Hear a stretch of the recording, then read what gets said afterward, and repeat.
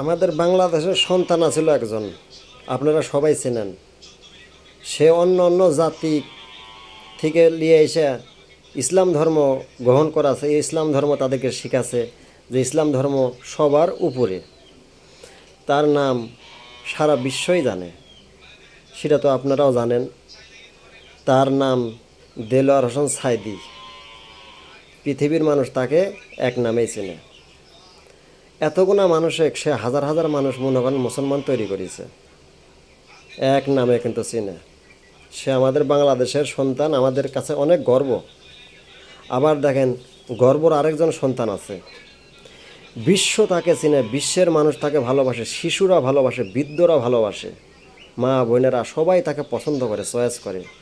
জানেন না, তাকে চিনেন না?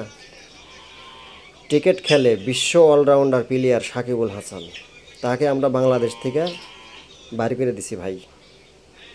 আমাদের বাংলাদেশের কিছু কিছু নেতা আছে যারা মনে করেন এই বাংলাদেশটা ধ্বংস করার জন্যে নেতা সাজিছে।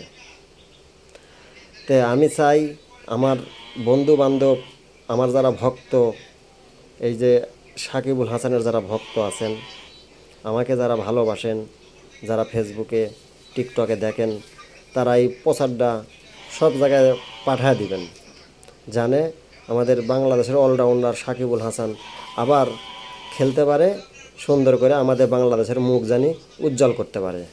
সবাই ভালো থাকবেন। খোদা হাফেজ।